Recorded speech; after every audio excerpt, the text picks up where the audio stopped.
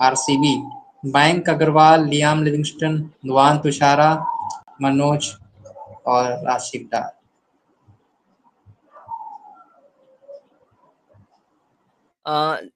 देखिए मयंक अग्रवाल को अगर रिलीज करते हैं तो कर सकते हैं, हालांकि क्योंकि कोई पारी खेली नहीं, अब तो बहुत टाइम हो गया मयंक अग्रवाल के साथ। ये जो देवदत्त पड्डीकल थे ना, वो उनके साथ यही करना चाह रहे थे। मयंक अग्रवाल ने पहले आरसीबी की जैसे में अच्छा किया था, तो हो सकता है उनको जो पुराना जो मेमोरी है ना, मसल मेमोरी, वो वापस आ जाए। मयंक अग्रवाल के साथ ये हुआ नहीं।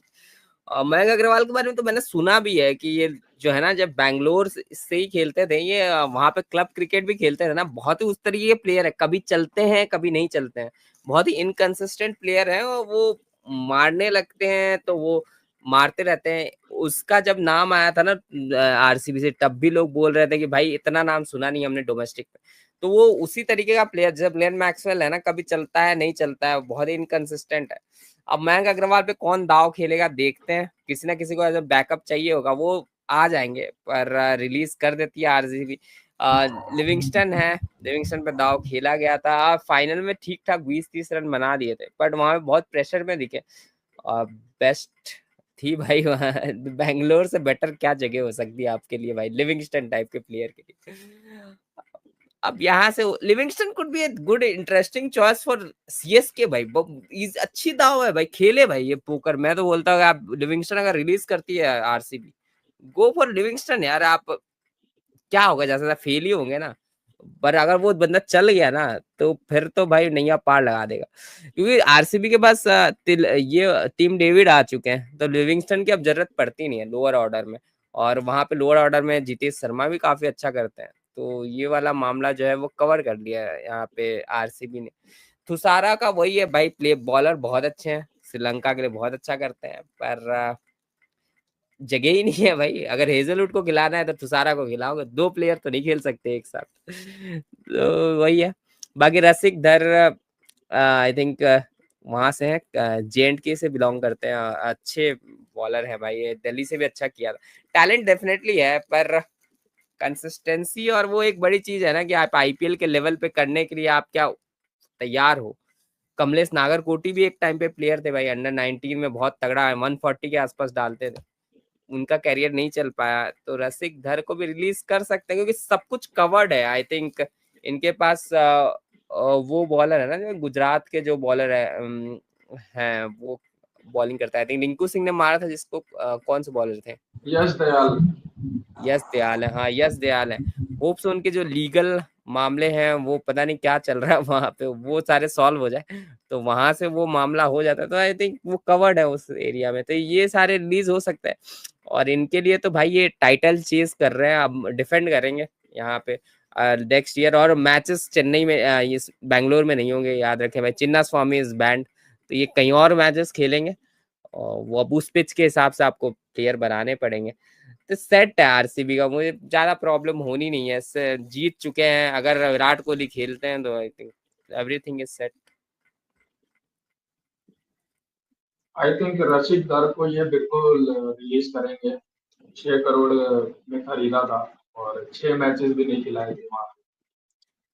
मनोज बंडगे शानदार प्लेयर हैं, महाराजा T20 लीग में अच्छा बैटिंग बॉलिंग दोनों से कंट्रीब्यूट करते हैं, तो उनको रख सकते हैं। आई थिंक वो 30 लाख 40 लाख कुछ ऐसे, और अच्छे प्लेयर है, मैंने देखा है उनको।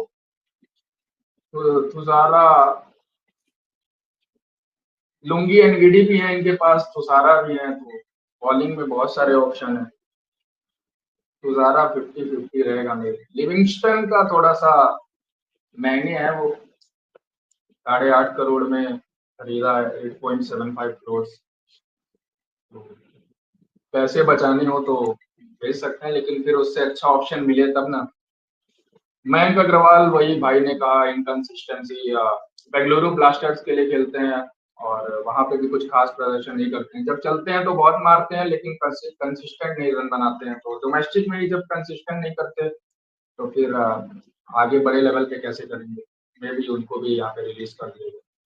तो मेरे हिसाब से मनोज बंडगे को यहाँ पे रखना चाहिए और बाकी सबको रिलीज कर देना चाहिए।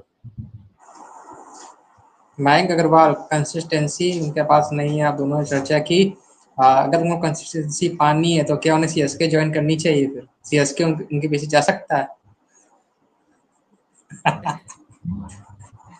ब्रो नो नो मत करे भाई। ये जो ओजी फॉर्मूला था ना पहले वाला की लेके आओ सीएसके में जाके कैरियर वापस बन जाती है, वो मुझे लगता है शिवम दुबे तक रह गया। उसके बाद कोई पता नहीं, पिछले साल तो कोई कैरियर नहीं बना है। धोनी जा चुके हैं भाई, चीजें बदल चुकी है। आप देखे भाई, धोनी का होना और ना होने में बहुत फर्क होता है। अब वो कप्तानी में भी नहीं बोल रहा, नहीं करना चाहिए भाई। अब सीएसके को ये सारी चीजें जो है छोड़ो भाई, यंग प्लेयर्स को ले आए और जो वो एमआई की स्ट्रैटेजी नए प्लेयर्स को लाके कुछ ट्राई करें, क्योंकि भाई आप नए प्लेयर्स अब बनाने पड़ेंगे। ऐसे ये मयंक अग्रवाल को लाके तो कुछ होना नहीं है।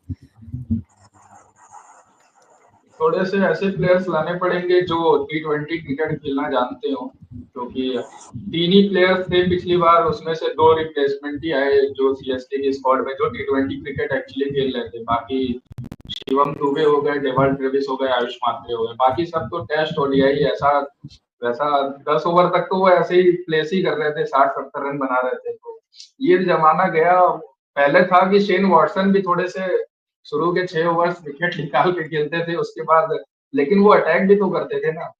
ये लोग तो एकदम ही भाई पहले डिफेंस करते हैं फिर आउट हो जाते हैं, तो फिर पुराना T20 क्रिकेट खेल रहे हैं। अभी थोड़ा सा इसको चेंज करने की जरूरत है। लियाम लिविंगस्टन इनका नहीं क्या था भाई, प्लेसमेंट ऐसा भी लग रहा था ना कि सीएसके खेल रहे हैं 100 उनको चेस कर, वो अलग ही गेम खेल रहे हैं कुछ, और 180 चेस कर रहे, 120 का चेस कर रहे, वो अलग ही खेल रहे थे भाई। तो यार पूरा ही चीजें चेंज करना पड़ेगा। और स्टीफन फ्लेमिंग के साथ हो पाएगा कि नहीं हो पाएगा, मुझे लगता है ये कोच को चेंज वहां पे नहीं होता। चेन्नई में चीजें उनकी जो पूरी कल्चर है और जिस तरीके के लोग हैं ना, वो बहुत लंबे टाइम तक बैक करते हैं। But this could be the last year. मैं बोल रहा हूँ कि स्टीफन फ्लेमिंग के लिए बहुत इंपॉर्टेंट ईयर है, और वो अपनी फिलोसफी, अपनी सारी सोच, वो सारी चीजें वो क्या चेंज करेंगे।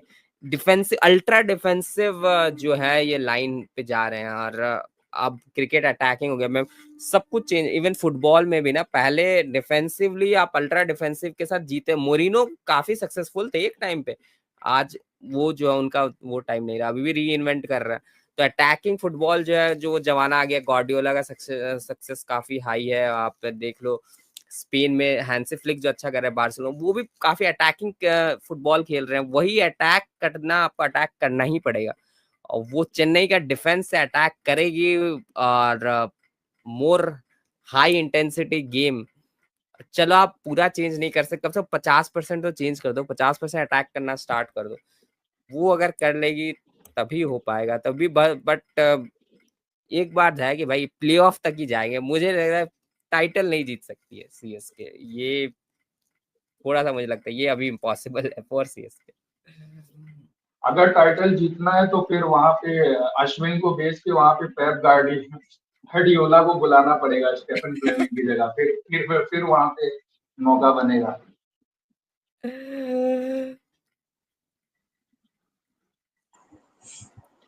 और लियाम लिविंगस्टोन की तरफ चलते हैं। परफॉर्मेंस उनकी पिछले सीजन में अच्छी आई नहीं, रिलीज कर रहे हैं, क्या विकल्प हो सकते हैं इनके? मुझे लगता है इंग्लिश खिलाड़ियों की परफॉर्मेंस, एक बटलर को छोड़ दिया जाए तो अन्य किसी खिलाड़ियों की परफॉर्मेंस उतनी रही ही नहीं है आईपीएल में।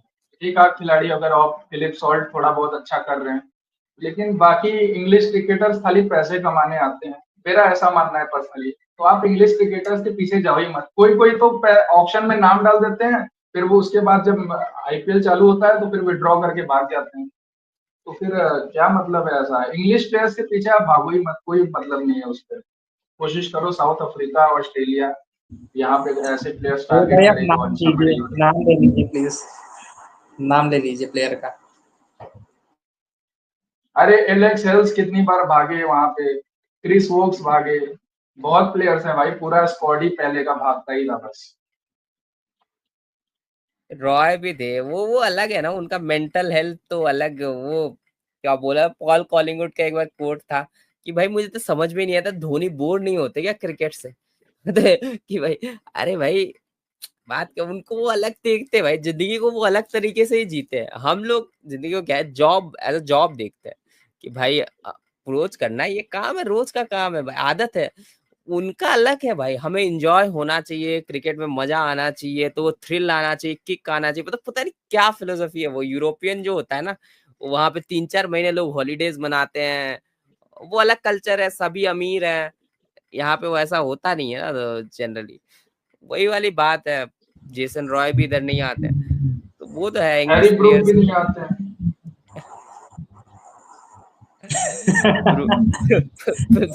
ब्रूक का तो उनको नहीं आना चाहिए भाई, वो स्पिन नहीं आता भाई को फॉग दिखने लगता है स्पिन देखते ही। मैं तो भाई ऐसा प्लेयर मैंने नहीं देखा है भाई आईपीएल जो कि स्पिन से इतना, मतलब मैंने रॉस टेलर को देखा जो सिर्फ लेग साइड पे खेलता था, तो आप आंख बंद करके बोल सकते हो, पर ऐसा बंदा नहीं दिखा जो स्पिन देखते ही हालत टाइट हो जाए भाई, उसकी क्या आदमी है भाई, और फिर भी लोग दाव लगाए जा रहे हैं उसके ऊपर।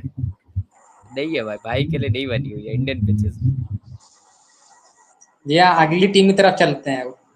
राजस्थान रॉयल्स, काफी अफरा तफरी मची हुई है, चाहे इनका मैनेजमेंट हो चाहे इनके प्लेयर्स के बीच में अनबन